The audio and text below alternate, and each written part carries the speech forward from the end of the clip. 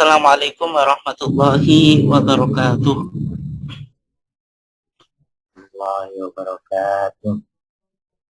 Alhamdulillahi wahdah wassalatu wassalamu ala man la nabiyya ba'dah amma ba'd. Yang saya hormati Ketua PCM Kota Bojonegoro dan seluruh jajarannya, kemudian segenap pengurus dan karyawan Lasismo Kota Bojonegoro, Bapak dan Ibu sekalian, baik dari Kota Bojonegoro maupun yang berasal dari Kota Bojonegoro, yang dimuliakan Allah. Alhamdulillah pada kesempatan ini kita diizinkan oleh Allah Subhanahu wa taala untuk bertemu lagi di dalam kajian bersama PCM Kota Bojonegoro dan juga disupport oleh Lasismo Kota Bojonegoro dalam keadaan sehat walafiat. Salawat dan salam semoga tetap terlimpahkan kepada junjungan kita Nabiullah Muhammad SAW, keluarganya, sahabatnya, dan seluruh orang yang mengikuti jejaknya sampai hari kiamat. Jemaah sekalian yang dimuliakan Allah, untuk malam hari ini kita akan mengangkat sebuah topik yang cukup penting, karena topik ini berkaitan dengan HPT Jilid 3, karena di dalam HPT Jilid 3 itu terdapat beberapa putusan tarjih yang berkaitan dengan fikih. Ada berbagai macam fikih ya. Ada fikih air, fikih bencana, fikih tata kelola, kemudian fikih misalnya yang putusan yang kemarin di Gresik itu, Universitas Muhammadiyah Gresik tahun 2020 itu juga dibahas fikih zakat kontemporer. Artinya di dalam HPT Jilid 3 ada berbagai macam putusan yang berkaitan dengan fikih. Maksudnya fikih ini yang kita akan dalami. Kemudian yang kedua, kalau kita lihat di Muktamar Muhammadiyah di Solo atau Surakarta kemarin, Muktamar Muhammadiyah ke-48, di sana dirumuskan Risalah Islam Berkemajuan. Artinya pemikiran-pemikiran Muhammadiyah, baik dalam bidang akidah, ibadah, muamalah, dan akhlak, itu orientasinya pada tajdid atau tajdid oriented. Artinya Muhammadiyah mendorong pemahaman keagamaan yang berkemajuan. Karena berkemajuan ini juga sudah dulu didengung-dengungkan oleh Mbah Yai Ahmad Dahlan, karena Mbah Yai Ahmad Dahlan selalu menasihati kepada muridnya, dadiyo awakmu kiai sing kemajuan, atau dadiyo kiai sing kemajuan. Jadilah kamu kiai yang berkemajuan. Artinya kiai yang bisa mengimplementasikan ajaran Islam ini sebagai solusi di dalam menghadapi berbagai macam permasalahan kontemporer di era modern ini.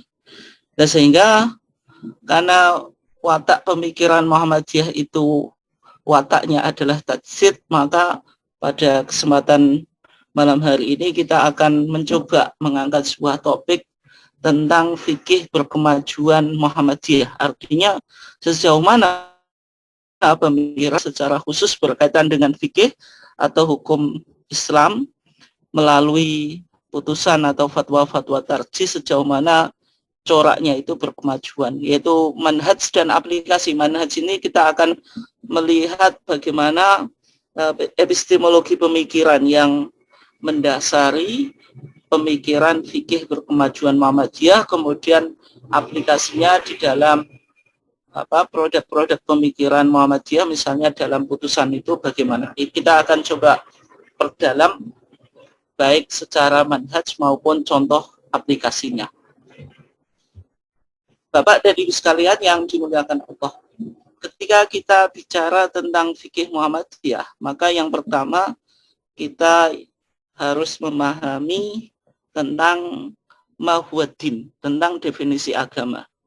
Pembahasan tentang mahuwaddin ini sudah dirumuskan oleh Muhammadiyah dan rumusannya itu dihimpun dalam kitab Masail Al-Khams, kitab masalah 5 atau yang disebut dengan Mabadi' Khamsah. 5 paradigma pemikiran Muhammadiyah. Artinya segala bentuk ijtihad Muhammadiyah itu harus dilandasi dan diinspirasi oleh spirit 5 masalah itu. 5 masalah itu diantaranya Muhammadiyah mencoba menjawab mahwaddin, apa itu agama. Nah, di dalam Masail Al-Khams atau 5 masalah, ketika Muhammadiyah merumuskan apa yang disebut dengan ad-din, yaitu ad-dinu al-islami alladzi ja'a bihi Muhammadun sallallahu alaihi wasallam. Maksudnya agama Islam yang dibawa oleh Nabi Muhammad sallallahu alaihi wasallam. Di sana didefinisikan huwa ma anzalahullah fil Quran, yaitu apa yang diturunkan oleh Allah di dalam Quran. Wa ma ja'at bihi as-sunnatu as-sahihah, dan apa yang terdapat di dalam sunnah yang sahihah. Artinya di sini Muhammadiyah memahami umur diniyah, persoalan agama sebagai lawan dari umur dunyawiyah. Umur diniyah ini sumbernya ya hanya 2. Yang pertama Al-Quran, kemudian yang kedua as-sunnah as-sahihah.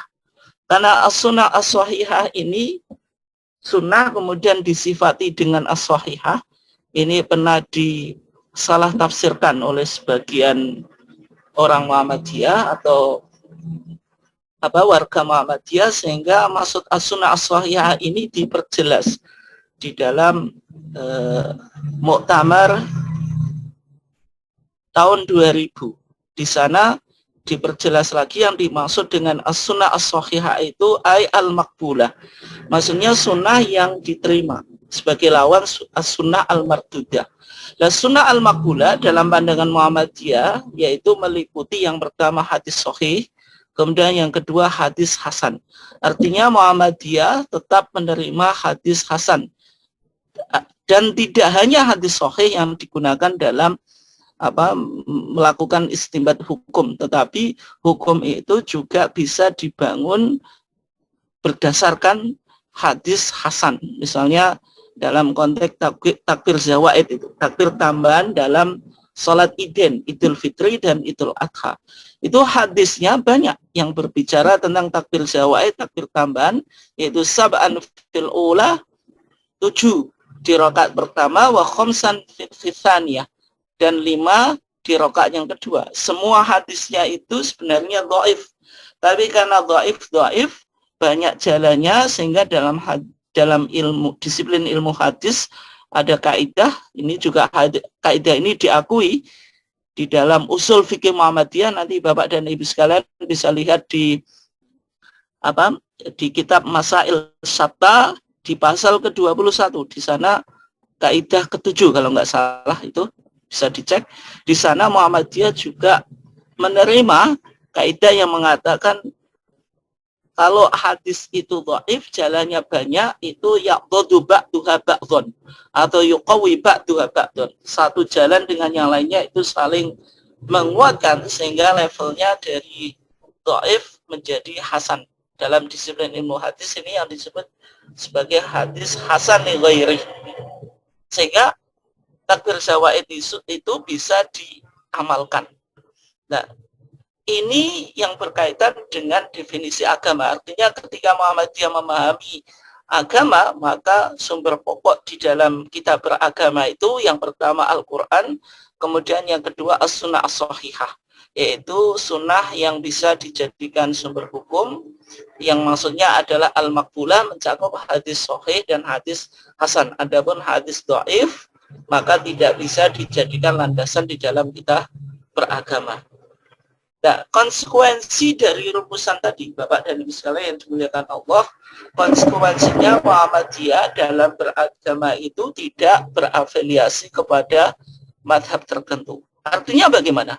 Artinya Muhammadiyah dalam memahami agama, pemahaman kita terhadap agama itu secara langsung dari sumber-sumber pokok agama itu. Yang pertama Al-Quran, yang kedua as-sunnah as-sahihah. maksudnya makbulah. Nah, kemudian caranya bagaimana? Caranya yang melalui proses ijtihad. Kemudian metodenya bagaimana?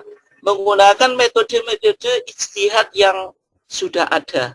Artinya di sini meskipun Muhammadiyah tidak bermadhab dan dalam memahami agama langsung kembali pada Al-Quran dan As-Sunnah, tapi secara manhaj, secara metodologi istinbat hukum itu Muhammadiyah masih menerima dan menggunakan metode-metode ijtihad yang sudah dirumuskan oleh ulama klasik. Sehingga dalam kitab Masalah 5 itu, Bapak dan Ibu sekalian yang dimuliakan Allah, yang kelima itu kan menjawab mahwal qiyas. Apa itu qiyas? Qiyas di sini maksudnya ijtihad. Qiyas secara sempit yaitu melakukan analogi terhadap sebuah kasus yang tidak ada hukumnya secara tekstual dengan kasus yang sudah ada hukumnya secara tekstual, maksudnya di dalam Al-Quran dan As-Sunnah, karena memiliki kesamaan kausa atau ilah, sehingga diambil kesimpulan hukum yang sama. Itu qiyas secara sempit. Tapi qiyas secara luas atau secara umum ya maknanya ijtihad sendiri. Dan di sana dijelaskan metode ijtihad yang digunakan oleh Muhammadiyah itu, di sana ada ungkapan yang menarik ya, ekspresi, yaitu di sana dikatakan kama jaro alaihil amalu inda salafi wal khalaf. Artinya metode-metode ijtihad yang digunakan di dalam Muhammadiyah itu menggunakan metode-metode ulama salaf. Misalnya rumusan usul fikih yang sudah dirumuskan oleh ulama-ulama salaf, sebagaimana yang digagas oleh Al-Imam Asy-Syafi'i dalam kitabnya Ar-Risalah. Kemudian usul fikih berkembang sampai sekarang itu nanti ada thariqah mutakallimin, ada thariqah fuqaha, ada thariqah al-jam'u bainal mutakallimin wal fuqaha. Kemudian juga Imam Asy-Syatibi menulis buku namanya Muwafaqat, itu melahirkan maqasid asy-syariah dan metode yang nanti disebut sebagai istiqra' maknawi, metode induktif tematis. Itu juga diadopsi atau digunakan oleh Muhammadiyah. Tetapi juga Muhammadiyah menggunakan tadi kama jara alaihi al-amalu inda salaf wal khalaf. Artinya metode ijtihad itu bisa juga berkembang sehingga nanti ada beberapa metode ijtihad yang dicoba dimunculkan di dalam Muhammadiyah. Misalnya di era Pak Amin Abdullah itu melahirkan 3 epistemologi itu, yaitu Bayani, kemudian Burhani, dan Irfani.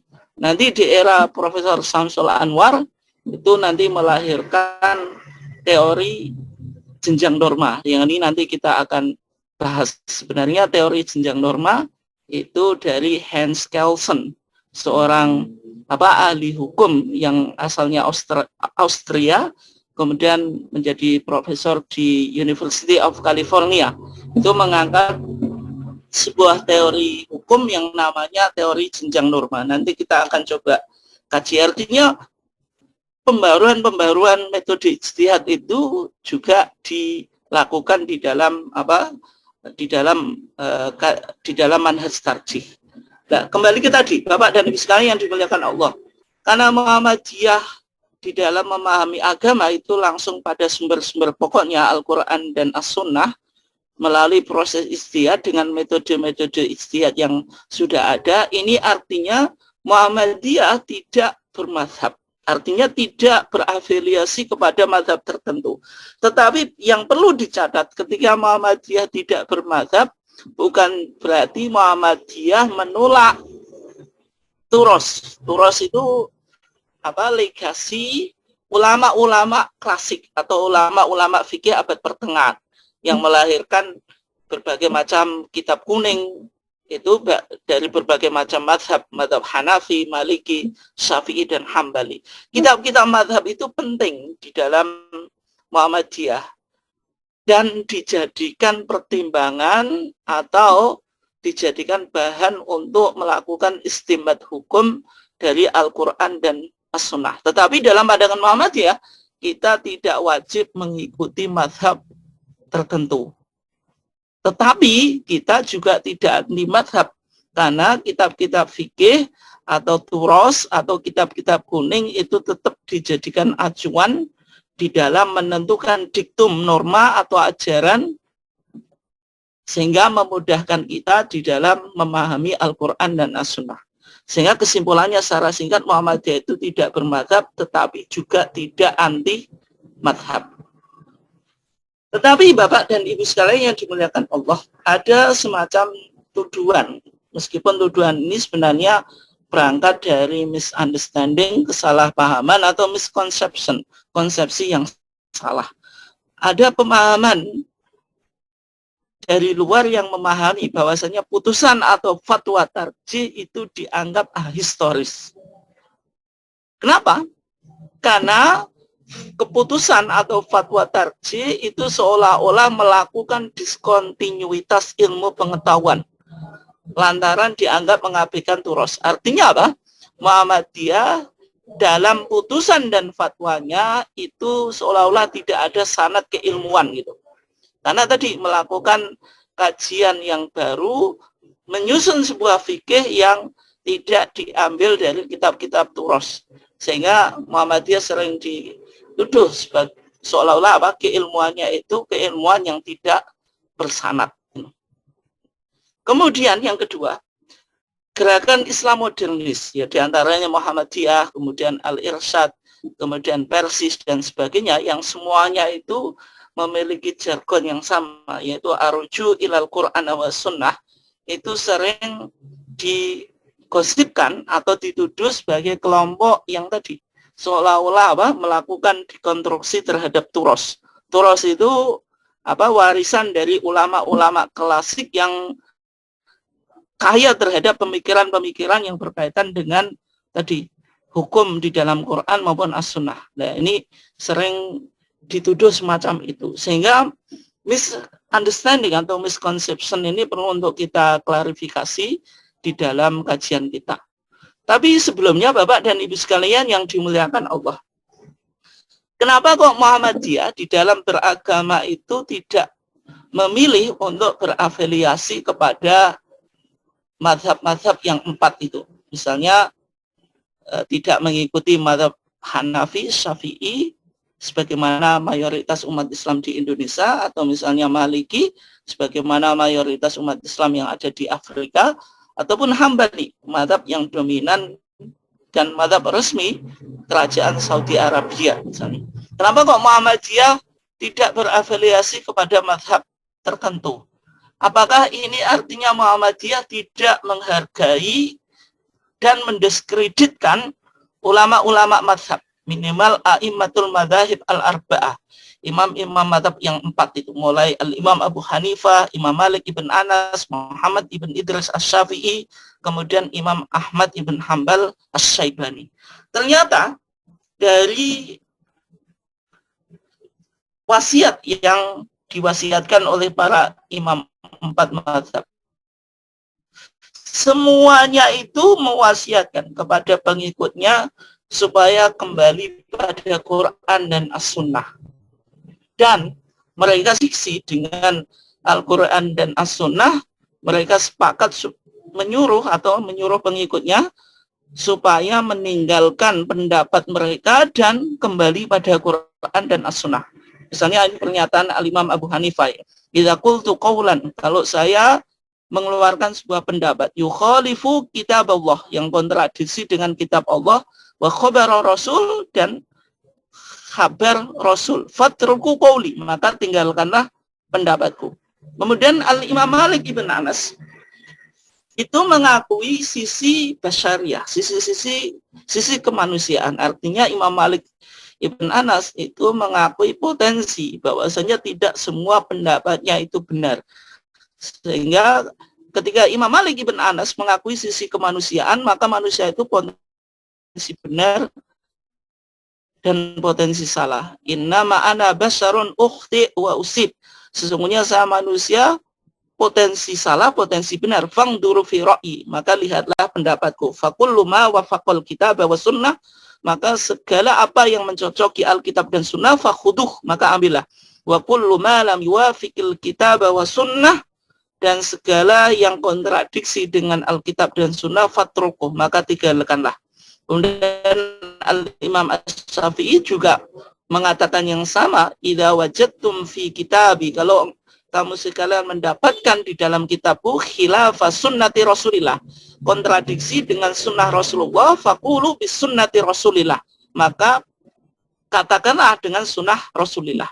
Kemudian Al-Imam Ahmad ibn Hanbal, ini jelas ya, melarang taklid terhadap Imam Ahmad ibn Hanbal sendiri dan taklid kepada imam-imam yang lain.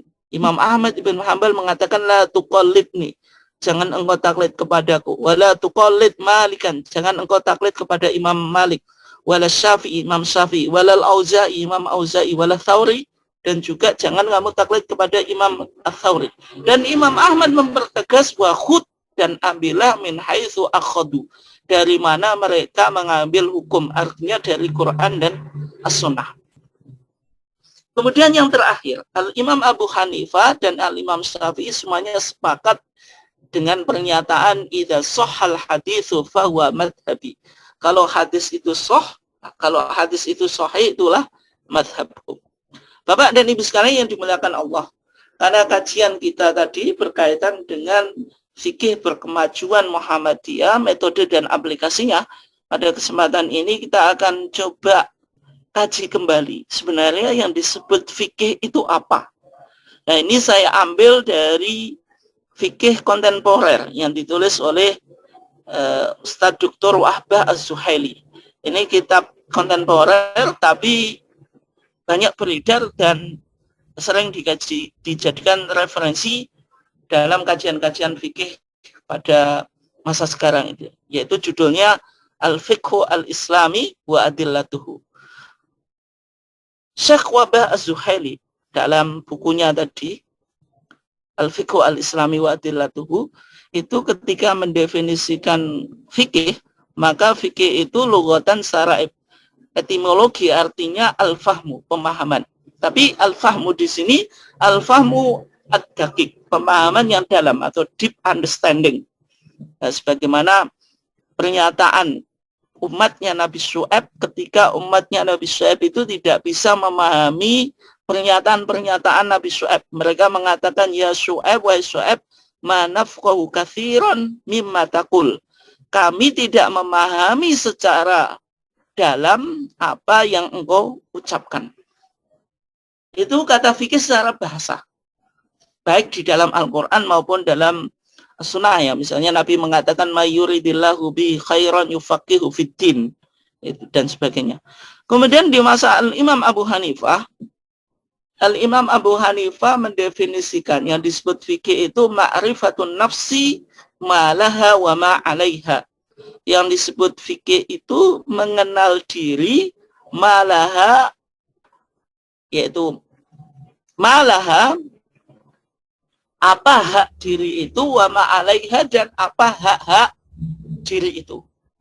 Nah, sehingga definisi Al-Imam Abu Hanifah sebenarnya di sini fikih itu masih umum, sehingga fikih itu masih mencakup al-ahkam i'tiqadiyah, hukum-hukum keyakinan, misalnya wajib iman kita kepada Allah, malaikat, dan seterusnya.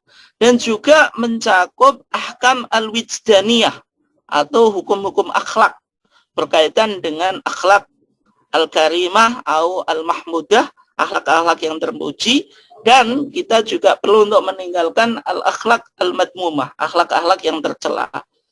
Dan juga fikih itu juga masih berkaitan dengan ahkam al-amaliyat, hukum-hukum praktis, misalnya sholat, puasa, jual beli, dan sebagainya. Dan bahkan Al-Imam Abu Hanifah itu menulis sebuah karya yang cukup terkenal. Dan Imam Abu Hanifah itu sebenarnya tidak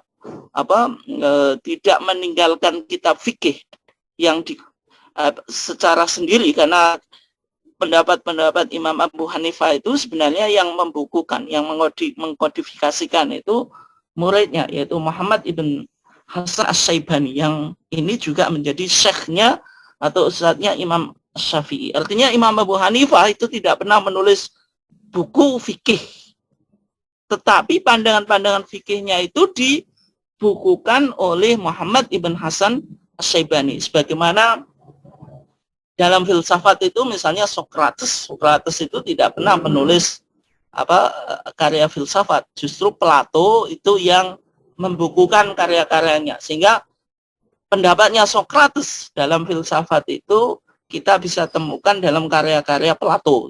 Ya, Imam Abu Hanifah mirip semacam itu.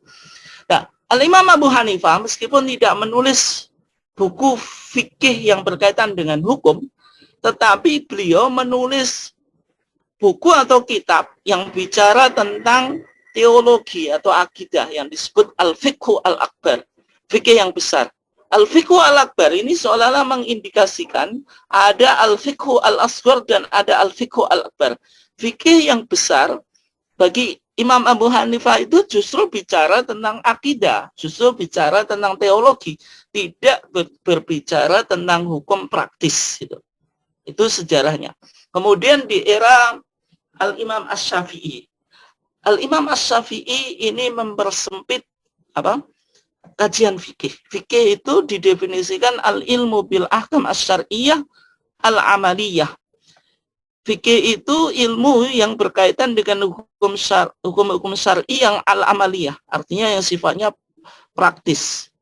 Bukan i'tiqadiyah, bukan keyakinan atau bukan akhlak, tetapi dia sesuatu yang ritual atau sesuatu yang kita praktekkan. Al-muktasab yang diambil min adillati tafsiliyah, dari dalil-dalilnya yang secara spesifik. Ini yang dikemukakan oleh Syekh Wahbah Az-Zuhaili dalam bukunya Al-Fiqhu Al-Islami.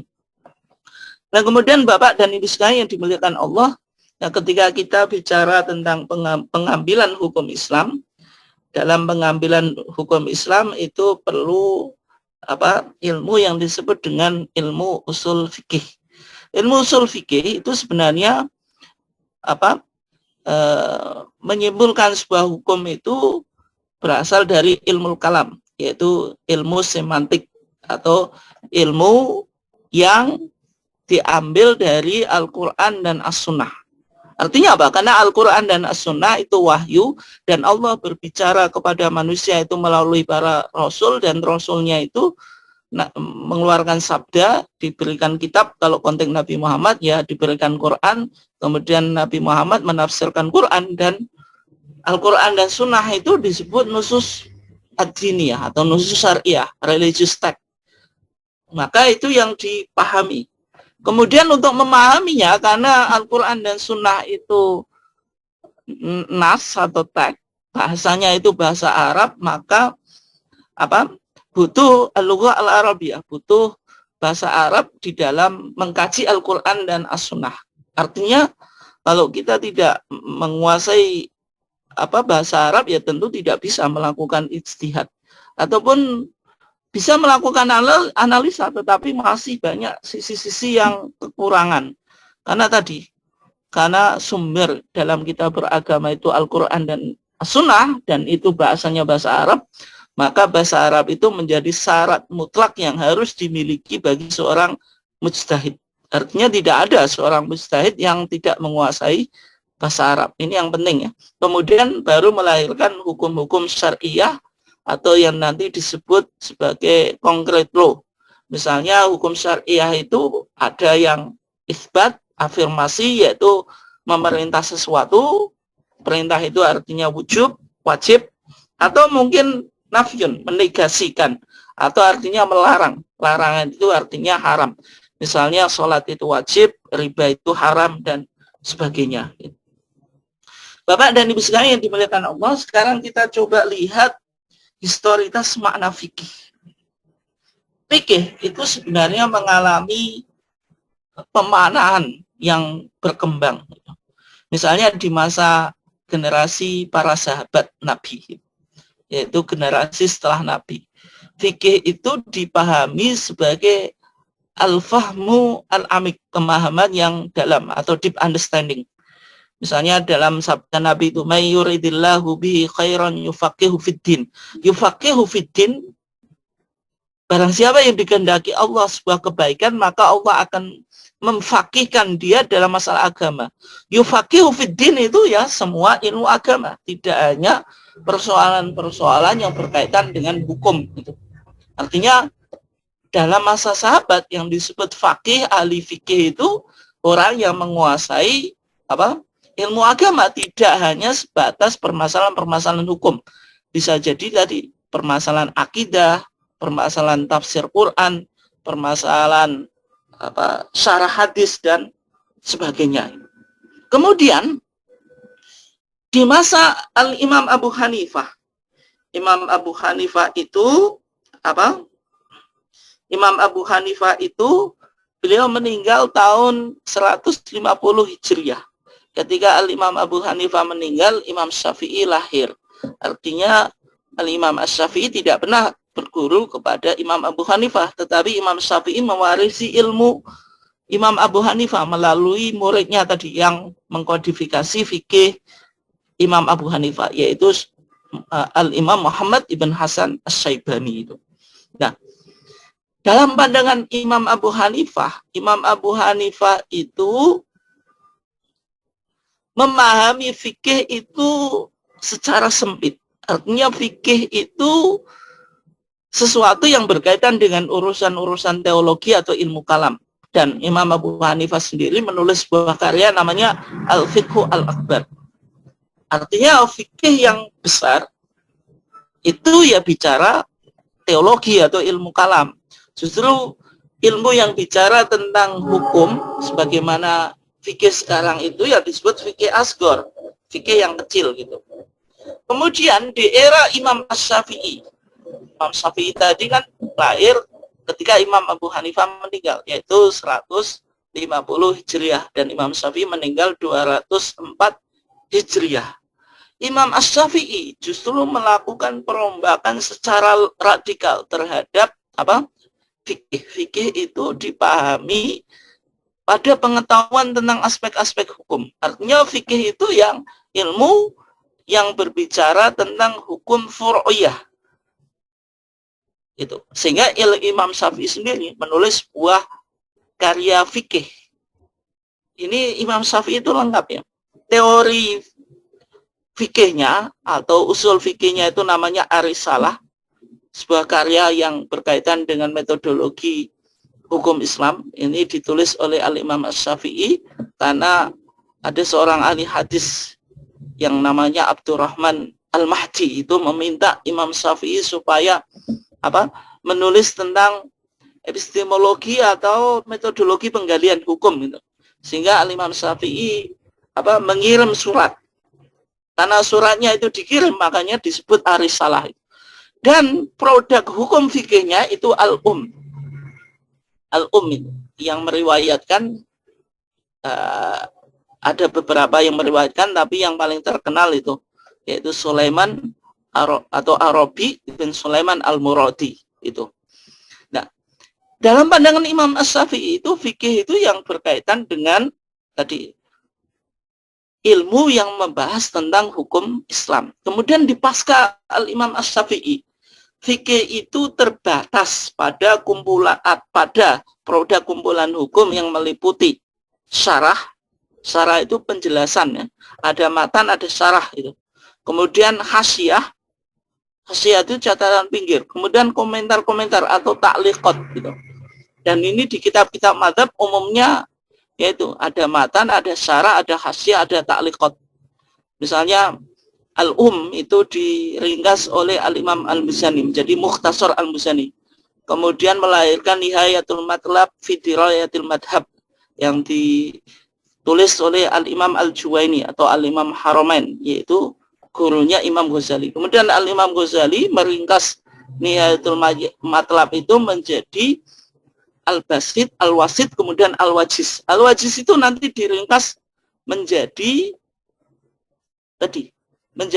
Al-Muharrar yang ditulis oleh Al-Imam Ar-Rafi'i. Al-Muharrar nanti diringkas menjadi Minhajut Thalibin. Minhajut Thalibin ini nanti disyarah. Banyak syarahnya, ada Tuhfatul Muhtad yang ditulis oleh Ibnu Hajar Al-Haytami, ada Nihayatul Muhtad yang ditulis oleh Al-Imam Ar-Ramli, ada juga Mughnil Muhtad yang ditulis oleh Khatib Asy-Syirbini, dan seterusnya. Nanti juga ada hasyiah, ada ta'liqat, dan seterusnya.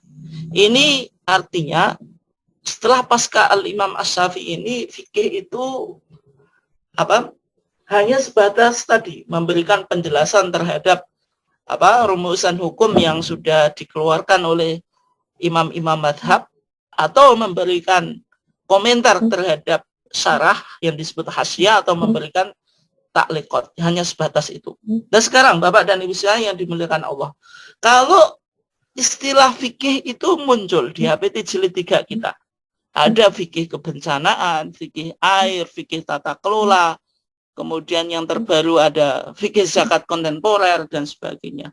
Sebenarnya ketika Muhammadiyah mencoba menggunakan term atau menggunakan terminologi fikih atau istilah fikih, sebenarnya posisi terminologi fikih Muhammadiyah itu bagaimana? Ya. Sebenarnya ketika kita bicara tentang produk-produk fikih yang sudah diterbitkan oleh Majelis Tarjih, ya, misalnya fikih kebencanaan, fikih air dan sebagainya, itu kalau kita lihat itu sebenarnya istilah fikih itu tidak hanya sebagaimana yang dipahami oleh Al-Imam Abu Hanifah yang berkaitan dengan perkara-perkara atau urusan-urusan teologis. Tidak juga yang dipahami oleh Al-Imam Asy-Syafi'i, fikih itu lebih pada aspek furu'iyah, hukum-hukum formal. Dan tidak juga sebagaimana fikih yang lahir pasca Imam Syafi'i, ada syarah, hasyiah, takliqat dan sebagainya.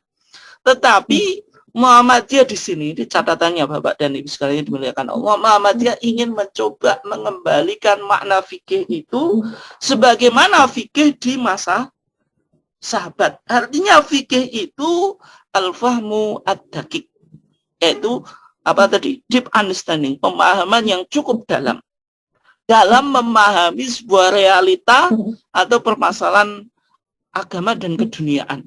Sehingga kalau diklaim kalau Muhammadiyah itu misalnya fikihnya tidak bersanad, atau Muhammadiyah ingin melakukan diskontinuitas terhadap tradisi yang sudah mengakar di dalam hasanah keilmuan klasik, itu tidak.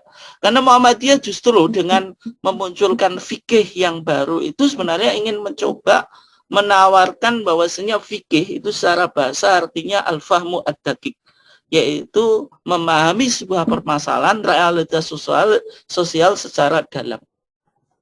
Dan sehingga karena Muhammadiyah ingin mencoba memahami fikih sebagaimana fikih yang dipahami di masa sahabat, yaitu fikih itu al-fahmu ad-daqiq, sehingga yang menjadi sebuah pertanyaan, apakah fikih di masa sahabat dengan fikih Muhammadiyah itu sama persis? Tidak, tapi secara makna itu sama, tapi metode dan aplikasinya yang berbeda.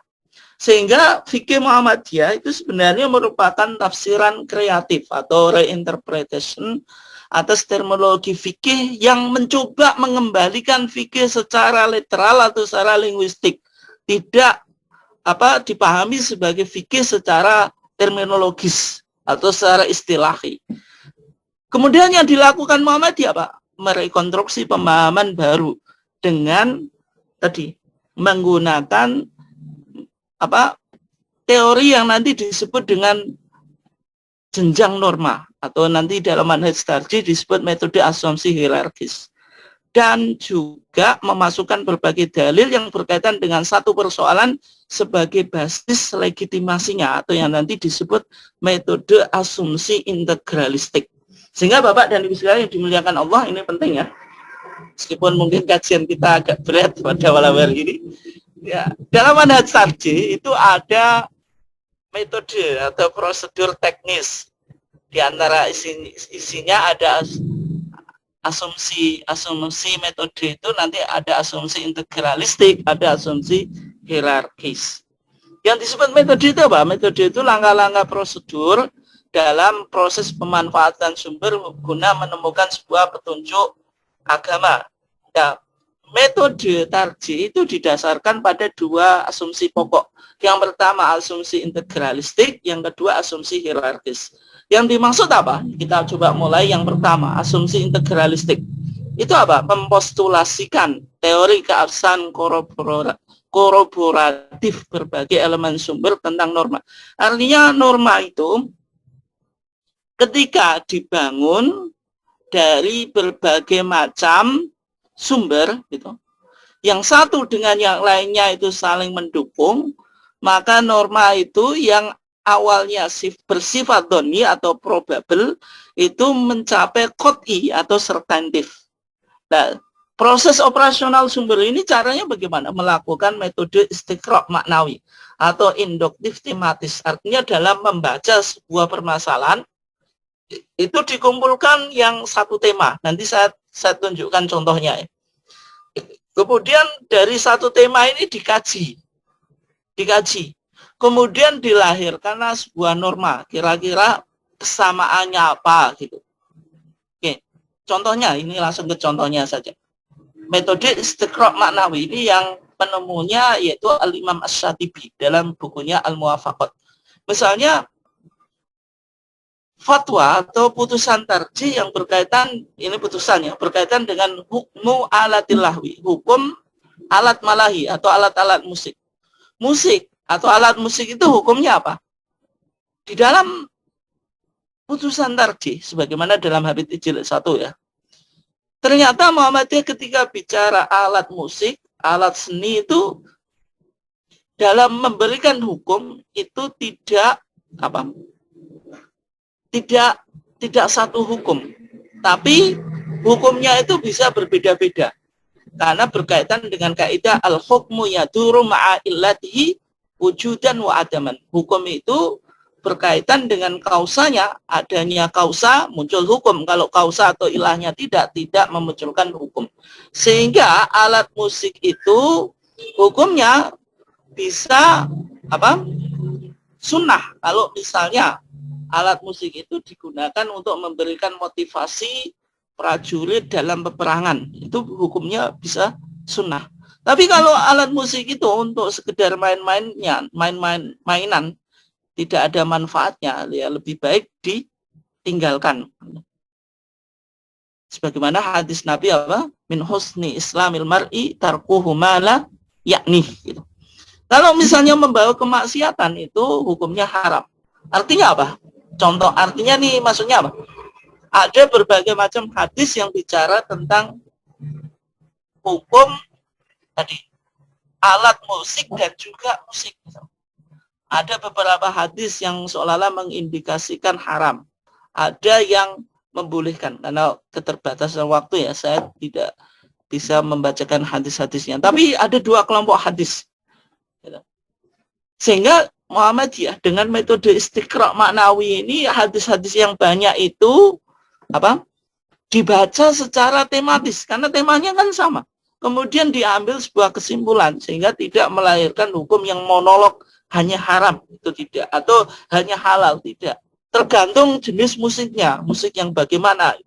Ini positif atau negatif. Kepentingannya apa gitu. Oke. Kemudian berikutnya gambar. Gambar juga semacam itu. Fatwa Muhammadiyah, gambar itu tidak melahirkan hukum yang monolog. Hukum yang satu saja, tetapi bervariasi hukumnya. Kalau misalnya gambar itu digunakan untuk ibadah, ya haram. Tapi kalau media pembelajaran, maka hukumnya boleh. Kalau misalnya untuk hiasan, ya tergantung. Hiasannya itu kalau ditakutkan fitnah, menuju kepada kemaksiatan, ya tidak boleh. Kalau menuju kesyirikan ya haram gitu. Dan sebagainya. Ini contoh apa? Metode istiqra' maknawi atau induktif tematis. Berikutnya Bapak dan Ibu sekalian yang dimuliakan Allah. Tinggal 10 menit ya, saya coba apa? Percepat ya. Yang kedua ada asumsi hierarkis. Asumsi hierarkis itu apa? Hierarkis itu kan berjenjang. Artinya apa? Suatu anggapan bahwa norma itu berjenjang dari norma yang paling bawah hingga norma yang paling atas.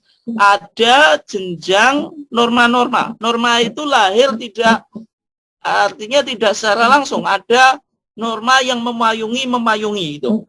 Ini dari kita lihat apa? Dari atas ke bawah ya. Pak, norma yang paling atas itu disebut basic values atau al-qiyam al-asasiyah. Misalnya norma teologis, norma yuristik, kemudian norma etik. Misalnya apa? Tauhid, keadilan, persamaan, kebebasan, dan sebagainya. Itu yang disebut apa? Basic values. Al-qiyam al-asasiyah itu diambil dari teks Al-Quran dan As-Sunnah. Itu. nanti ada tadi persamaan, kebebasan dan sebagainya ya.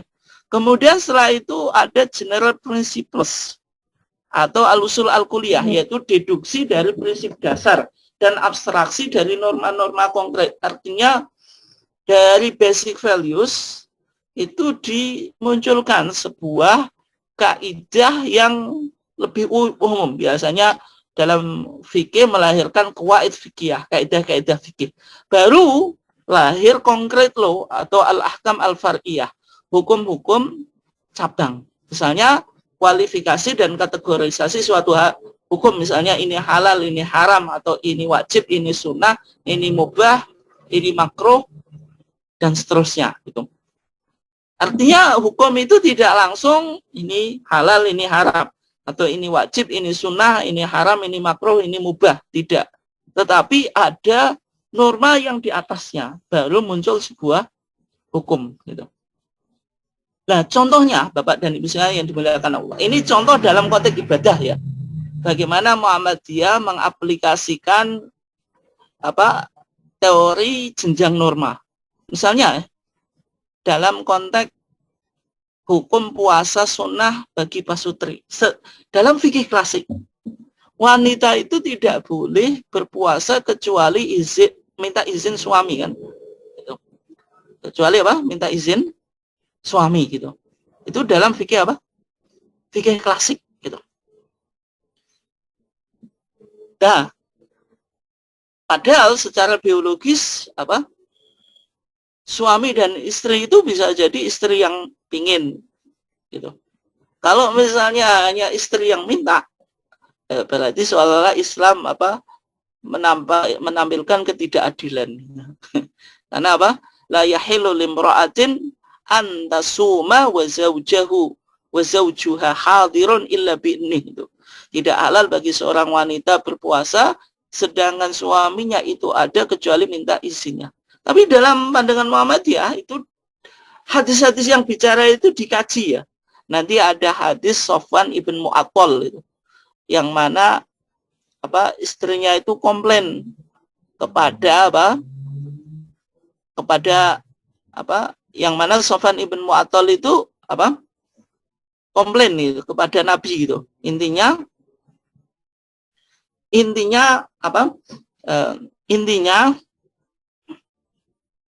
di dalam hadis itu intinya ketika istrinya Sofwan ibn Mu'attal itu puasa, maka dipukul oleh Sofwan ibn Mu'attal. Itu nanti Bapak dan Ibu sekalian bisa lihat di APT jilid 3 ya, di bab Shaumu Tatawwu. Nah, ketika diklarifikasi oleh Nabi, kenapa Sofwan ibn Mu'attal itu memukul istrinya ketika berpuasa, gitu. Ternyata jawabannya, ya Rasulullah, ana rajulun syabun, ya Rasulullah, saya ini masih muda, fala asbir, maka saya tidak sabar, gitu, dan seterusnya ya, gitu. Nah, itu artinya nilai-nilai dasarnya. Kenapa kok ketika puasa sunnah itu pasutri, tidak hanya istri yang meminta izin pada suami, tapi misalnya kalau suami mau puasa sunnah harus minta izin juga pada istri gitu. Karena di situ nilai dasarnya musyawarah atau musawah atau equality, persamaan. Kemudian kaidah umumnya anisa syaqqa iku rijal, yaitu wanita itu saudaranya laki-laki, sehingga muncul hukum konkret pasutri bermusyawarah, tidak hanya istri yang meminta izin suami. Oke. Kemudian berikutnya muamalat, kepemimpinan wanita di ruang publik gitu. Nah, di dalam pandangan Muhammadiyah, di fatwa Muhammadiyah, wanita itu diperbolehkan menjadi pemimpin publik, misalnya menjadi direktur rumah sakit, menjadi kepala sekolah dan sebagainya. Kenapa? Karena dipahami norma yang paling dasar atau basic values-nya itu ada persamaan. Kemudian general principles-nya atau al-qiyam atau al-usul al-kuliahnya ada kesetaraan antara laki-laki dan perempuan, sehingga diambil sebuah kesimpulan kebolehan seorang wanita menjadi pemimpin publik gitu, karena tadi memiliki kesamaan. Oke, berikutnya ya, ini waktu kita terbatas ya. Ketika Muhammadiyah tadi mencoba memakai teori jenjang norma gitu, apakah misalnya berpotensi pada tafsir liar atau liberal? Ya, sebenarnya tidak ya, karena mungkin norma-norma yang dimunculkan di Barat itu misalnya pornografi itu atas nama kebebasan, porno aksi itu juga kebebasan dan sebagainya, itu sebenarnya bisa juga membangun norma itu dengan jenjang tadi sehingga melahirkan hukum-hukum tadi, misalnya seks bebas dan sebagainya itu. Kemudian nikah laki-laki dengan laki-laki itu boleh kan. Itu kan sudah mengarah pada pemikiran yang liberal atau yang liar. Nah, di dalam membendung tadi sebenarnya Muhammadiyah itu juga tadi norma itu bisa akurat itu ketika misalnya ditentukan 3 faktor. Misalnya sejauh mana ketetapan derivasi atau istinbat norma itu dari sumber-sumber hukum Islam. Kemudian sejauh mana ketetapan penerapan prosedur derivasi istinbat yang ditempatkan dalam usul fikih ditentukan oleh kualifikasi pelaku derivasi. Artinya tidak serta-merta tadi menggunakan jenjang norma, ternyata dalam kajian usul fikih ini salah, kemudian norma itu dianggap legal. Intinya dia secara cepat. Dan sehingga Muhammadiyah membentengi atau mengawinkan asumsi hierarkis tadi dengan asumsi integralistik, sehingga tidak melahirkan produk hukum yang cenderung liberal gitu.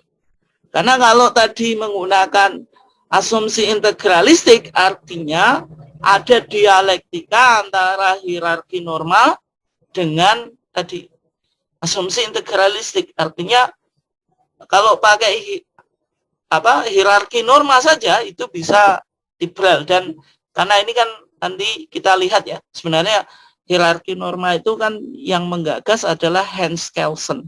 Hans Kelsen ini seorang pakar hukum, menjadi profesor di University of California, itu menulis buku The Pure Theory of Law, atau teorinya tadi disebut hierarchical law, hukum-hukum yang berjenjang tadi, sebagaimana yang dipinjam oleh Profesor Samsul Anwar untuk menyusun manhaj tarjih yang paling modern itu.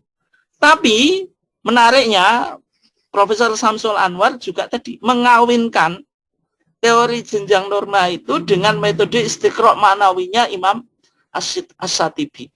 Tapi sehingga ketika tadi ada perkawinan, itu tadi ada dialektika, ada saling melengkapi, sehingga tadi tidak berpotensi untuk melahirkan sebuah norma yang liberal. Misalnya tadi kita lihat contoh konkretnya, misalnya Pak Sutri ketika mau puasa sunnah, ini justru terobosan yang menarik, sehingga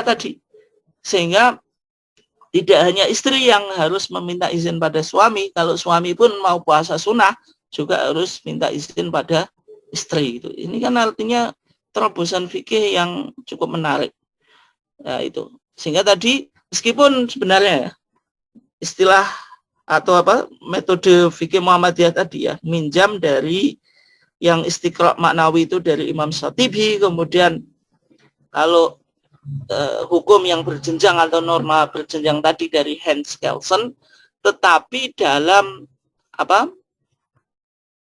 memakai teori tersebut tetap mengalami perkembangan ya, artinya bukan copy paste. Misalnya contoh yang pendekatan kita, misalnya ada Bayani, Burhani, Ervani, itu kan yang pernah diusung oleh Profesor Amin Abduh ke dalam manhaj tarjih, sebenarnya itu mengambil epistemologinya Abid Al-Jabiri. Kemudian di era Profesor Asmuni itu ijtihad itu ada 3, ijtihad Bayani, ijtihad Taklili, kemudian ijtihad Istislah. Itu sebenarnya gagasan Muhammad Ma'ruf Ad-Dawalibi dalam bukunya Madkhal ila Ilmi Ushulul Fiqh. Meskipun Muhammadiyah sebenarnya memakai istilah-istilah yang sudah pernah dimunculkan oleh para ulama, tetapi tentu tidak hanya copy paste, tapi mengembangkan kemudian penafsiran dan aplikasinya itu tentu disesuaikan dengan pemikiran yang ada di dalam Muhammadiyah. Sehingga dari sini Bapak dan Ibu sekalian, karena waktu kita yang mulai jam 9 ini sebenarnya masih panjang, saya percepat. Itu dari dua asumsi tadi, asumsi integralistik kemudian asumsi hierarkis, ini melahirkan fikih sebagaimana dalam HPT Jilid 3 itu. Ada fikih tata kelola, fikih air, fikih kebencanaan, fikih perlindungan anak dan sebagainya. Ya memang sebenarnya fikih-fikih ini cukup berat ya, karena cenderung sangat filosofis dan teoritis ya, tidak sekedar praktis aplikatif ya. Tapi dengan melahirkan fikih yang model ini, artinya Muhammadiyah tadi berpikir secara kemajuan, meskipun kalau dipahami ya lebih susah, tapi memang ini yang mengharuskan, karena watak Muhammadiyah kan tajdid gitu, artinya fikih yang digagas pun harus bercorak kemajuan, tidak hanya mengembangkan atau copy paste dari fikih klasik. Mungkin demikian Bapak dan Ibu sekalian yang dimuliakan Allah, kurang lebihnya mohon maaf. Dan untuk selanjutnya saya coba buka tanya jawab ya, silahkan nanti Bapak dan Ibu sekalian yang ingin mengomentari atau menyampaikan pertanyaan dari kajian kita. Monggo.